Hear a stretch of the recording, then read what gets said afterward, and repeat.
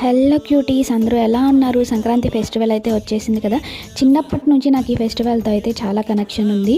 New ఇయర్తో ఈ పండుగ preparations అయితే స్టార్ట్ చేసిన మనము ఆల్మోస్ట్ జనవరి మొత్తం సంక్రాంతి మూడ్లోనే ఉన్నట్టుంటుంది. చిన్నప్పుడు అయితే అమ్మ వాళ్ళు ఎక్కడెక్కడో దాచిపెట్టిన గిన్నెలన్నీ తీసి మంచిగా క్లీన్ చేసి హోమ్ సార్ట్ అవుట్ చేసేసి మనకి యూజ్ లేని థింగ్స్ అన్నీ సపరేట్గా పెట్టేసి భోగి మంటలో వేసేవాళ్ళం. సో ఇయర్ని అలాగా రిఫ్రెష్మెంట్తో స్టార్ట్ చేసేవాళ్ళం కదా.